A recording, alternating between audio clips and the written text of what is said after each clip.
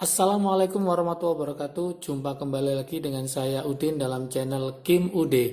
Asiknya belajar kimia. Oke, materi hari ini adalah macam-macam perubahan entalpi. Yuk kita mulai. Apa saja sih entalpi ya, macam-macamnya. Kita mulai nomor satu, yang pertama. Yang pertama, ini harus menguasai semua supaya nanti bisa mengerjakan perhitungan dari termokimia. Ini adalah konsep dasarnya ya, yaitu perubahan. Yang pertama adalah perubahan entalpi pembentukan standar. Pembentukan standar yang dikenal dengan namanya delta HF formation ya, formation disingkat dengan F. Ini yang pertama kali ini harus menguasai, yaitu entalpi pembentukan standar atau delta HF. Apa maksudnya delta HF ini? Delta HF 0 ini tandanya standar. Artinya adalah perubahan entalpi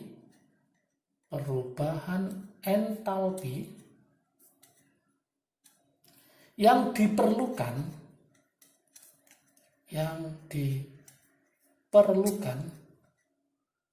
atau dilepaskan. Jadi yang diperlukan atau dilepaskan pada pembentukan. Nah, ini yang penting sini. Pada pembentukan apa? Yaitu 1 mol senyawa dari unsur-unsurnya,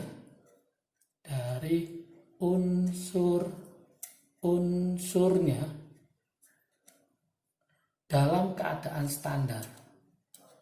Nah, ini yang penting, dalam keadaan standar. Nah, perlu diingat di sini trik asiknya ya, untuk mengingat trik asik. Apa trik asiknya? Yaitu dibentuk dari unsur-unsurnya. Ini yang harus dimengerti ya, dibentuk dari unsur-unsurnya. Misalkan H itu H2, O2, Cl2, N2, oke, kemudian I2 kayak gini. Jadi nanti bukan pengionan, tapi dibentuk dari unsur-unsurnya. Ini harus paham dulu. Contoh, misalkan saya punya NaCl garam dapur ya, solid. Itu dibentuk oleh siapa? Unsur-unsurnya. Na karena dia logam dia bisa berdiri sendiri. Na, lah Cl itu tidak bisa, berarti Cl-nya Cl2. Lah, ini harus berapa? Harus 1 mol. Nah, supaya 1 mol, berarti sini adalah setengah. Oke, wujudnya adalah apa ini? Solid. Yang ini adalah gas. Misalkan ini ditulis sih adalah delta HF 0 gitu ya, standar. Yaitu misalkan min 401,9 kilojoule per mol. Artinya untuk tiap 1 mol. Contoh yang lain, misalkan kita ingin bentuk NH3 amoniak, NH3 gas. Nah, dibentuk dari apa? Dari unsur-unsurnya, yaitu apa? Yaitu N2, karena nggak bisa berdiri sendiri, N2 ditambah apa? H2. Lagi-lagi ini khusus harus 1 mol karena standar. Nah, supaya 1 mol, N-nya 1, N-nya 2, maka ini dikali setengah. Yang ini 3, maka ini 3/2. Inilah namanya entalpi standar, pembentukan standar. Yang nomor 2 yang harus dikuasai macam-macam entalpi adalah perubahan entalpi penguraian. Perubahan entalpi penguraian standar. Penguraian standar yang dikenal dengan delta HD. itu dissociation ya, penguraian.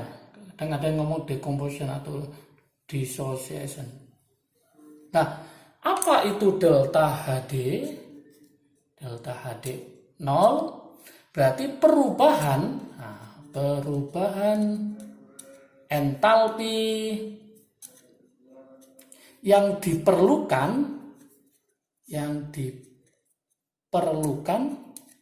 atau dilepaskan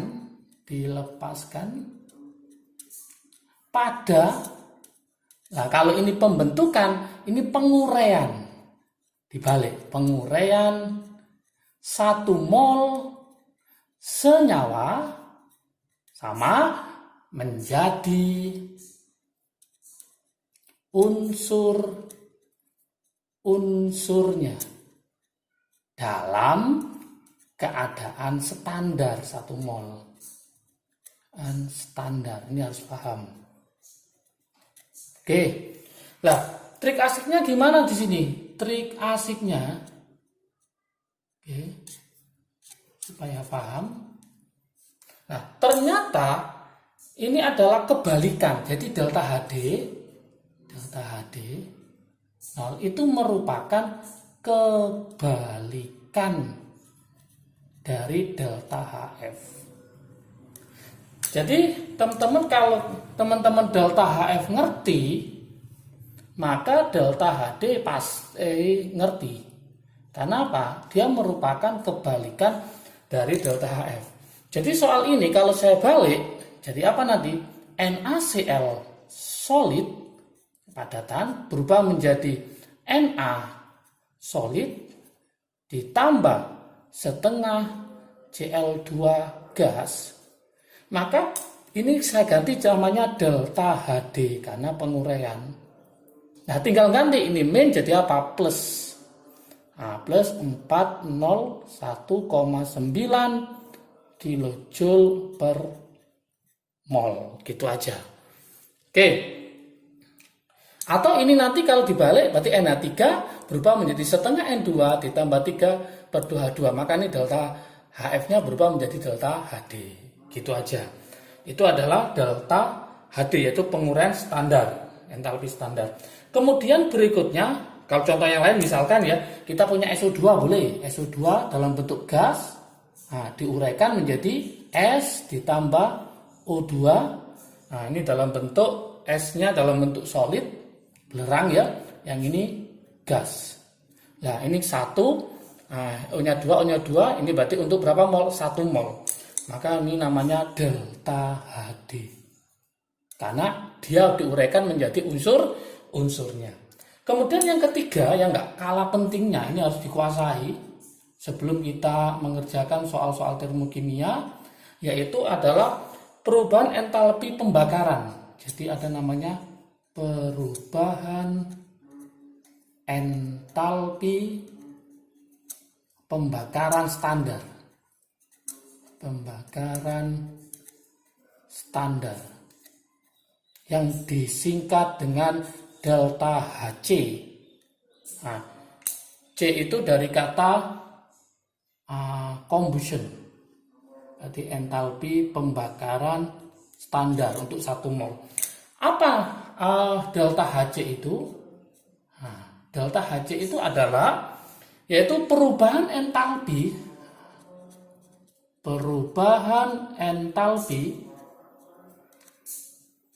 yang diperlukan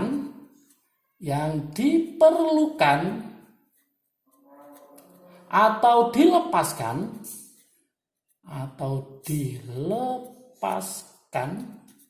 oke. Jadi perubahan entalpi yang diperlukan atau dilepaskan pada pembakaran sempurna. Pembakaran sempurna apa? Yaitu 1 mol zat pada keadaan standar.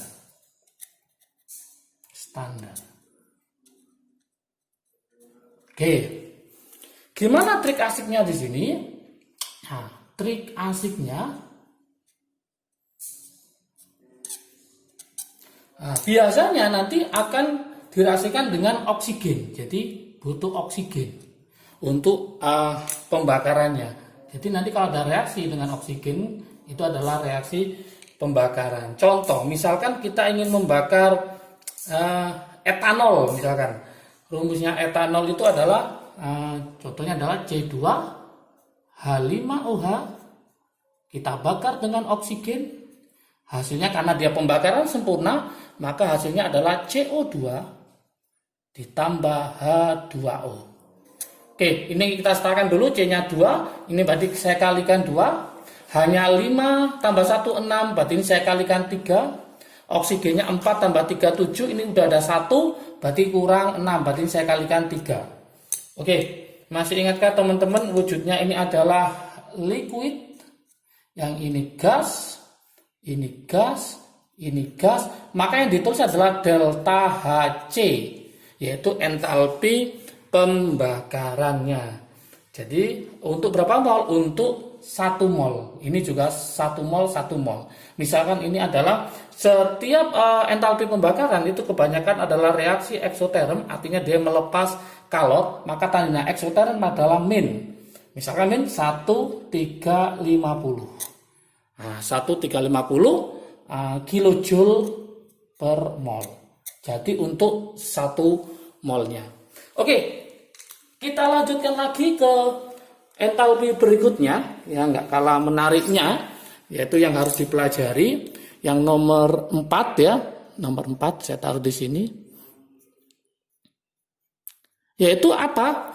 Nomor 4 yaitu entalpi netralisasi, yaitu perubahan entalpi netralisasi yang standar ya, yang disingkat dengan namanya delta HN0 ini. Nah, perubahan entalpi netralisasi, berarti kalau netral berarti ada reaksi penetralan, yaitu antara asam dengan basa. Apa itu delta HN0 ini standar? Yaitu perubahan entalpi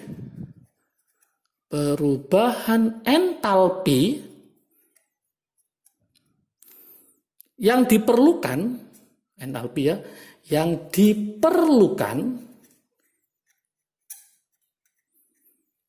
atau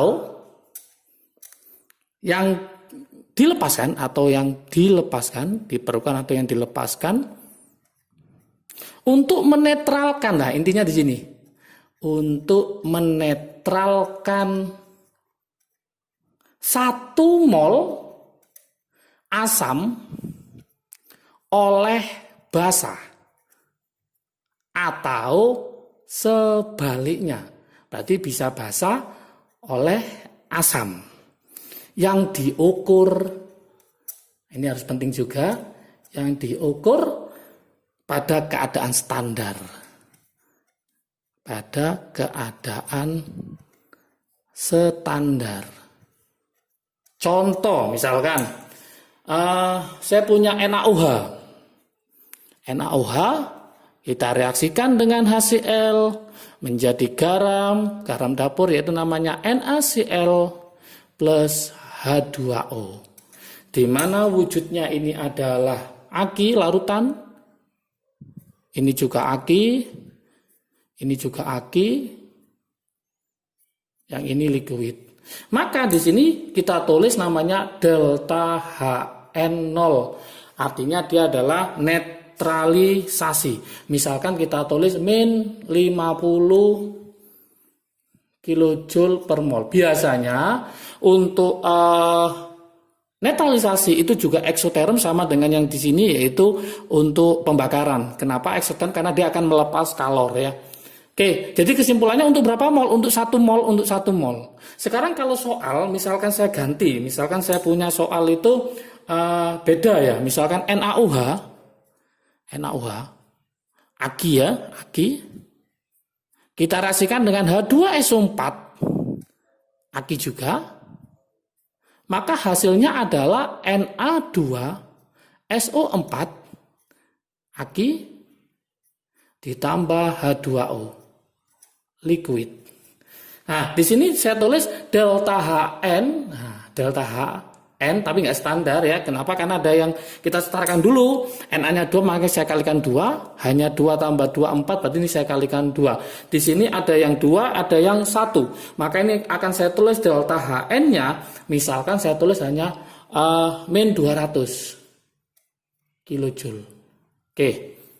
Gimana cara menyelesaikannya? Maka kalau kita buat standar, maka mencari delta HN nolnya untuk siapa? Untuk NaOH, maka harus 1 mol, maka nanti min 200 dibagi 2. Maka ketemu min 100 kilojoule per mol. Untuk yang H2SO4, delta HN nolnya ya tetap. Kenapa? Karena dia sudah 1 mol, maka delta HN-nya adalah min 200 kilojoule per mol. Oke, paham ya? Lanjut sekarang. Nomor 5. Nomor 5 adalah yaitu perubahan entalpi penguapan. Perubahan entalpi penguapan standar. Penguapan standar yang dilambangkan dengan delta H VAP, evaporation ya. Berarti penguapan. Perubahan entalpi penguapan standar. Apa sih artinya delta H VAP ini, evaporation? Yaitu perubahan entalpi yang diperlukan. Perubahan entalpi yang diperlukan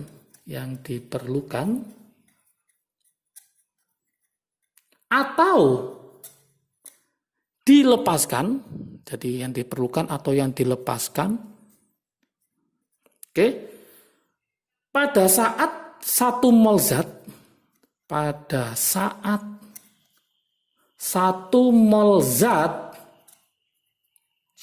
zat dalam fasa cair. Nah, intinya di sini, dalam fasa cair berubah menjadi fasa gas. Karena evaporation ya, berubah menjadi fasa gas. Dan ingat, pada keadaan standar. Pada keadaan standar. Berarti intinya di mana? Intinya ini 1 mol zat, kemudian dalam fasa cair berubah menjadi fasa gas dalam keadaan standar. Contoh, misalkan saya punya H2O, L liquid, cair ya, menjadi H2O gas gitu. Nah, maka nulisnya di sini adalah delta H VAP 0. Kenapa? Karena untuk 1 mol, misalkan kita tulis adalah plus 44 ya, plus 44, maka adalah kilojoule per mol. Oke, yang nomor 6.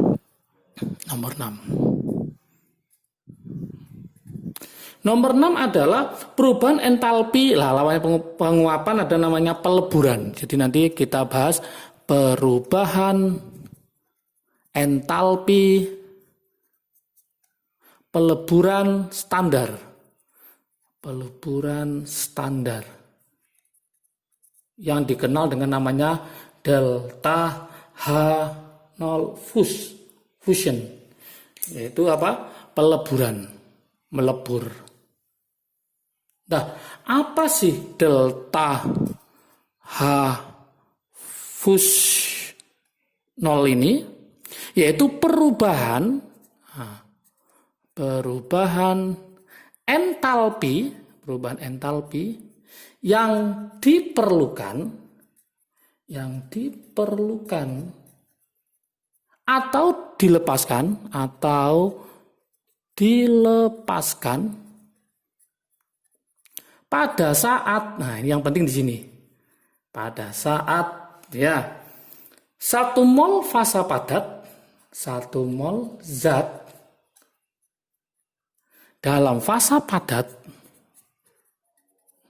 dalam fasa padat akan berubah menjadi cair. Nah, berubah menjadi fasa cair. Fasa cair pada keadaan standar.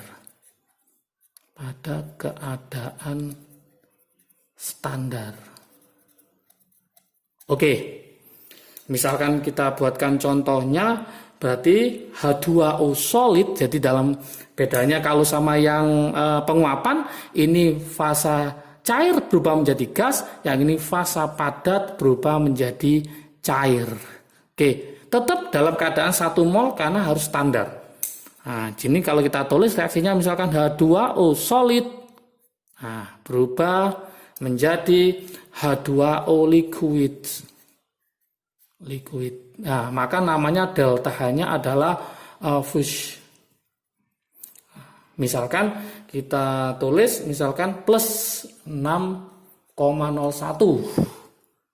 kilojoule per mol. Oke, kilojoule per mol. Oke, untuk nomor 7, saya tulis di bawah sini ya, paling bawah. Nanti silakan didefinisikan sendiri. Itu adalah perubahan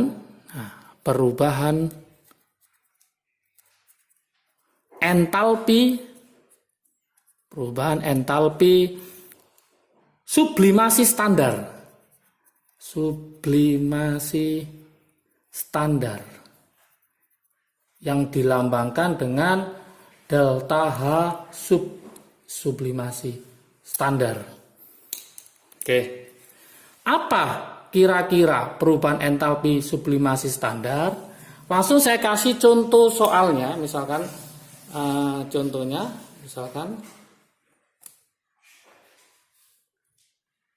oke, saya punya misalkan silakan nanti didefinisikan, yaitu H2OS misalkan, saya tulis di bawah ya, H2O solid berubah menjadi H2O gas.